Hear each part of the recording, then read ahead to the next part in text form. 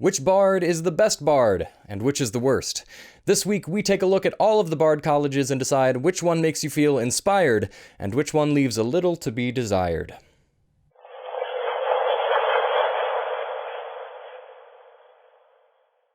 Hello players and GMs, I am Reese, and welcome to another video by Jetpack7. Before we get started today, I just want to remind you to all please like, comment, subscribe, and hit the notification bell. The channel is growing steadily, and it is really awesome to see. We're getting close to 1,000 subscribers, and once we hit that mark, I think Jetpack7 will be doing a bit of a giveaway. So thank you all very much for your support thus far. In last week's video, I rated the barbarian paths from worst to best, so if you haven't seen that one yet, go ahead and check it out.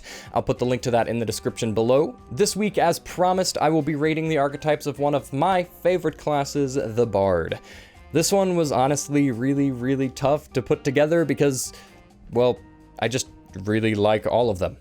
They're each super distinct and offer a wildly different experience than the other colleges, so it was difficult to choose one to be the worst or the best, but once again, I had to look at the college's overall strength, meaning in combat and out of combat, and decide a ranking for this video. So, starting off with number 5, and what I think is unfortunately the weakest of the Bard colleges, we have the Valor Bard. The Valor Bard is one of the colleges from the PHB and was intended as this sort of bruiser tank style of Bard, but I just don't think they quite hit the mark. To start, you gain proficiency in medium armor, shields, and martial weapons.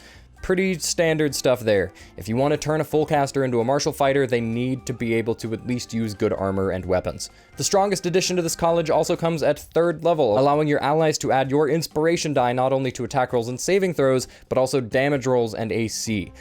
Damage is cool, but the AC is really where I think it comes in the most, I think.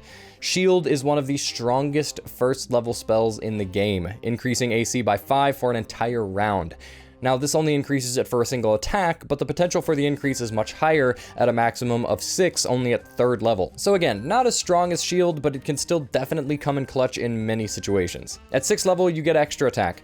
Again, if you're going to make a full caster into a martial character, you're going to need this. Now, honestly, people may roast me for saying this, but extra attack here kind of sucks. And the 14th level feature kind of accentuates the uselessness of extra attack here as well. Your 14th level feature is called Battle Magic, which allows you to make a bonus action attack after using your action to cast a bard spell. So I'll explain why all this extra attack business is bad. When you are playing a character like this, there are a few different playstyles you can work towards to make it actually effective. Having proficiency in martial weapons, shields, and medium armor allows you to have some more durability when wading into combat, so that would lead me to believe that I want to take some more supportive spells, or spells that affect creatures around me.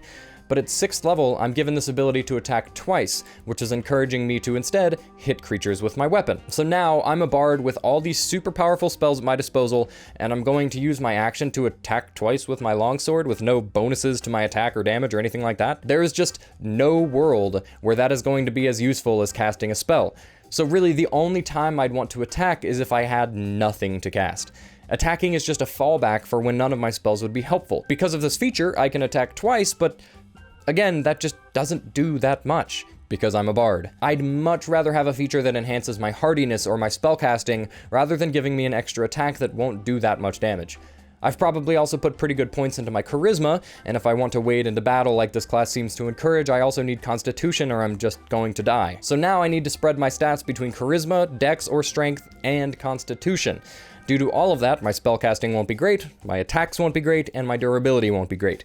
And then at 14th level, my capstone feature even further discourages extra attack by giving me a bonus action attack when I cast a spell as an action, which is just a better choice every time. At this point, a cantrip is probably going to do more damage than an attack. So yeah, I think Valor Bard falls short because they focused on the wrong stuff when creating this class. Sorry, I went on a bit of a tangent there. The next choice was pretty hard because the rest of the Bard colleges are really incredible, but for number 4, I had to go with the College of Whispers.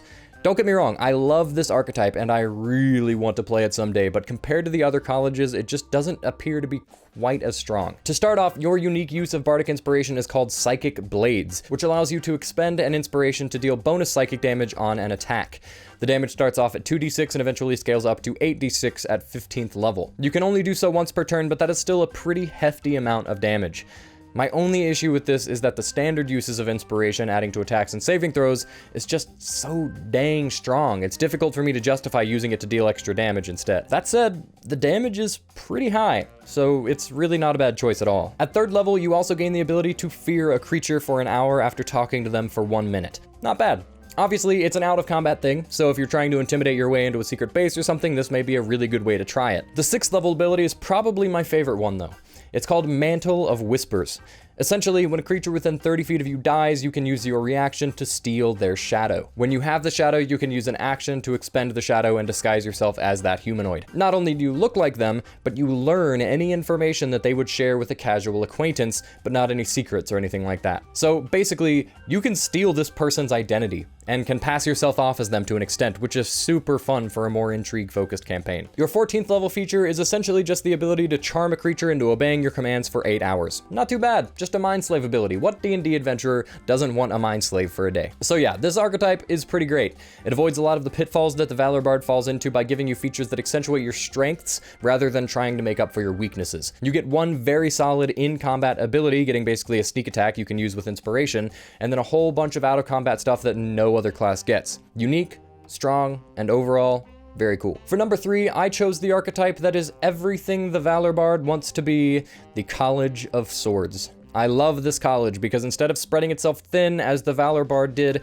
the College of Swords goes all in on melee sword combat while also maintaining that classic bardic flair. It starts off with proficiency in medium armor and specifically scimitars, but then also adds the amendment that if you are proficient in a simpler martial weapon, you may use that as your spellcasting focus, which is something that I would probably just add to the Valor Bard if you plan on playing one. Also at 3rd level, you gain a fighting style. Now you can only choose between 2, dueling or 2-weapon fighting. Basically, do you want to use one scimitar or 2. Also, at 3rd level, you get your bonus uses of inspiration consisting of 3 different blade flourishes. You can expend an inspiration as part of an attack, so it doesn't cost a bonus action or anything. You gain 10 movement speed, and the amount you roll from your inspiration is also applied as bonus damage to that attack. The 3 flourishes are Defensive Flourish, which adds the amount rolled to your AC until the start of your next turn, Slashing Flourish, which deals the inspiration die of damage to each creature of your choice within 5 feet, and Mobile Flourish, which pushes the target away from you and allows you to use your reaction to move your walking speed to an unoccupied space within 5 feet of that target. So yeah, like I said, everything the Valor Bard wanted to be. Obviously, those are all really great. The fact that you can use them on an attack like a Paladin's Smite is super convenient, and getting to choose between those effects every single turn is awesome. At 6th level, you get extra attack, which is much less bad in this situation because you can actually get other features that apply to your attacks. And at 14th level, you gain the ability to use a D6 for your flourishes instead of an inspiration die. So less damage and stuff, but you never have to use an inspiration die if you don't want to. So basically, this just lets you use a flourish every turn for free with a bit less potency that you'd get if you actually spent an inspiration die. Clearly, this college is awesome, and it makes quite a fight for 2nd place. But unfortunately for the College of Swords, I don't think it is quite as powerful as the next college. And 2nd place is probably the most classical bard imagery we get in the game, the bard that everyone loves to hate, the Glamour Bard. It was difficult for me to place this bard anywhere but 2nd place because it frankly has the absolute best use of inspiration in the freaking game. Like, it might actually be entirely broken. I'll just read it out to you. As a bonus action, you can expend 1 use of your bardic inspiration to grant yourself a wondrous appearance. When you do, choose a number of creatures you can see and who can see you within 60 feet, up to a number equal to your charisma modifier. Each of them gains 5 temporary HP, and when a creature gains these temp HP, it can immediately use its reaction to move up to its movement speed without provoking opportunity attacks. The temp HP increases to 8 at 5th level, 11 at 10th level, and 14 at 15th level. So let's just go over this one. With 1 use of your inspiration as a bonus action, you can give up to 5 people, so probably your entire party or almost all of your party, 5 temp HP, and all of them can move up to half their movement speed without provoking attacks of opportunity. That is freaking insane. Mobility is ridiculously impactful in D&D, and opportunity attacks are the best way to punish that, which is why the Rogue and Monk's ability to disengage as a bonus action is so huge. But the Glamour Bard can do that for their entire party, without the party having to expend anything other than their reaction, and they get some temp HP out of it too. Whew. That's crazy. And that's not even the only thing you get at 3rd level. You also gain the ability to charm up to your charisma modifier number of creatures with a 1 minute long performance. When a creature is charmed this way, they idolize you, speak glowingly about you, and try to hinder anyone who is trying to hurt you, but they will avoid violence. You can use it once per short or long rest, and I don't really see a reason that you'd need to use this more than once a short rest, so that isn't particularly limiting. This is a fun ability. I think it's pretty niche, but I can definitely concoct a couple situations where this feature would come in handy. The 6th level feature is pretty wild too. As a bonus action, you can cast Command without expending a spell slot for 1 minute, as if holding concentration on a spell. During this minute, you can continue to cast Command as a bonus action every single turn, still without expending a spell slot. There's also this fun little bit at the end that says any creature charmed by you just automatically fails its save against the command cast by this feature. So basically, you can charm a creature and then just control them for a minute. Not too bad for 6th level. At 14th level, you gain the ability called Unbreakable Majesty. As a bonus action, you can assume a magically majestic appearance that forces creatures to make a charisma save when attacking you. On a failure, they have to attack another creature or waste their attack. On a success, they can attack you, but then they have disadvantage on saving throws against any spells you cast on them your next turn, which is almost better than if they failed to save. And you can also do this once per rest. This feature gives me some serious God Queen Galadriel vibes, and I love it. This archetype is absolutely insane. And honestly, these top 3 could all be swapped around depending on what your party actually needs, but I think if we're talking overall strength for both in and out of combat, the Glamour Bard has to be at least in 2nd. Which brings us to our final, and in my opinion, most powerful Bard college, the College of Lore.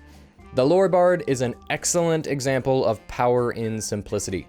The previous 2 archetypes have a lot of frills which add to their strength, as well as adding unique and interesting mechanics to an otherwise pretty straightforward casting class. The Lore Bard takes a different approach, offering more simple features that end up adding substantial power. To start off, at 3rd level, you gain 3 additional skill proficiencies. This may just seem like a little bonus, but keep in mind that at 3rd level, all bards also gain expertise. So now you have 3 additional abilities to choose from when picking your expertise, as well as just more stuff to be really good at. Pair that with Jack of all trades and the additional expertise you get at 10th level as a bard, and this class suddenly becomes the truest skill monkey in the game, beyond that of even a rogue. Your bardic inspiration use as a lore bard is called Cutting Words. You can use a reaction to expend an inspiration die when you see a creature within 60 feet make an attack, ability check, or saving throw. The number you roll on the inspiration die is subtracted from the creature's roll. Now, this one definitely isn't as strong as the Glamour Bard's inspiration, but if you think about it, decreasing a creature's attack roll is exactly the same as increasing its target's AC against one attack, so it has the Valor Bard's best use of their inspiration, and that's the weakest use of Cutting Words. Decreasing a creature's saving throw is actually insane. For perspective, sorcerers have a meta magic called Heightened Spell, which grants a creature disadvantage on a saving throw, and that costs 3 sorcery points, which don't recharge until a long rest. Lore Bards can spend 1 inspiration, also recharging at a long rest, to reduce a creature's saving throw by up to 8 by the time they're only at 5th level. Think about it. You hit the ability score increase levels and increase your charisma by 2 points, increasing your spell save by 1. That is a huge bump in power for you. Every magic item that can increase your spell save by whatever method possible is at least very rare.